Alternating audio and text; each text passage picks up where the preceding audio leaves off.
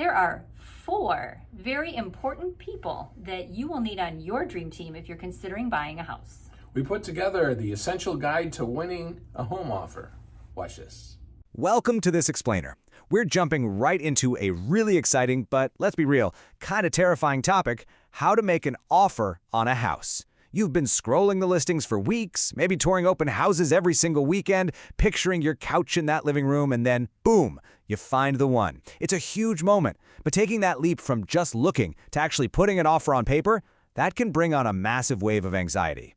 And that's totally normal. Making an offer really is, as the source material perfectly puts it, one of the most thrilling and nerve-wracking moments in your real estate journey. Putting your name on a massive financial commitment feels heavy. You're probably thinking, am I doing this right? Is my offer too low?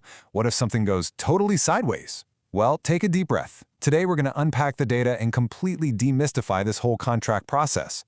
By the end of this, we'll turn all that anxiety into total confidence. To get us there, we're following a clear 4-step roadmap today. Number 1, from dreaming to doing. Number 2, structuring a winning offer. Number 3, contingencies and earnest money. And finally, number 4, surviving the waiting game. Let's dive in. Section 1. From dreaming to doing, transitioning to the high-stakes phase. So, what exactly is an offer? What's really fascinating here is that a lot of first-time buyers think an offer is literally just throwing a dollar amount at a seller, but it's actually so much more than that.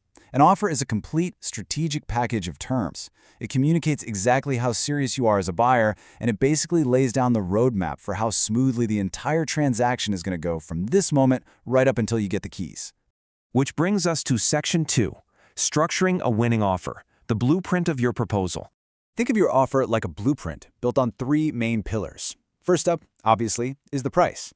This isn't just a random guess. It's based on recent comparable sales, we call those comps, in the neighborhood, plus the overall condition of the home. Second is the timeline.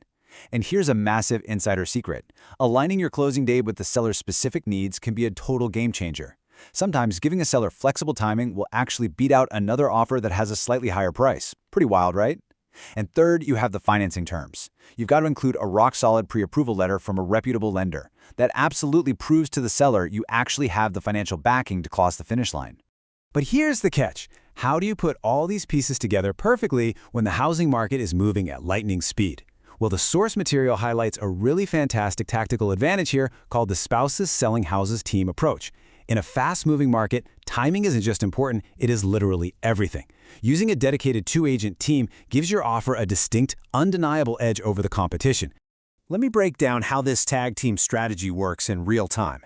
While Agent 1 is doing a massive deep dive into the latest comp data to pinpoint that absolute perfect offer price, Agent 2 is already on the phone. They're talking directly to the listing agent, uncovering what the seller's hidden motivations are, and building that crucial rapport. The end result? A highly strategic, delay-free submission that lands on the seller's desk way before the other buyers even finish filling out their paperwork. It's like a well-oiled machine. All right, Section 3, contingencies and earnest money, balancing protection and competitiveness. Let's talk about the safety nets, starting with contingencies. Basically, these are specific clauses written into your contract that give you a legal out. They allow you to walk away from the deal with your deposit fully intact if certain conditions aren't met. Now, the sources describe contingencies as a really delicate balancing act. On one hand, they give you absolutely vital protection, but on the flip side, checking too many of these boxes can make your offer look complicated or honestly, just plain weak to a seller. So, what are the big ones? Here are the 3 most common protective contingencies you absolutely need to know. First, the home inspection contingency. This is huge so you don't accidentally buy a total money pit.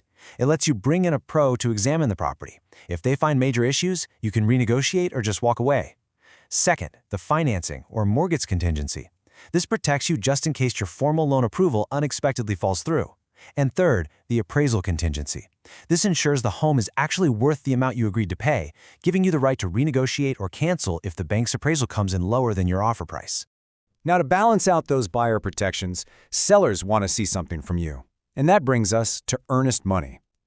Think of this good faith deposit as your skin in the game.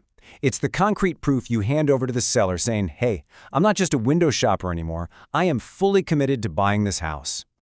A common question here is, well, how much should this deposit be? Interestingly enough, the amount is highly negotiable. There isn't some steadfast, universal math formula based on the purchase price. It really just comes down to buyer and seller comfort levels.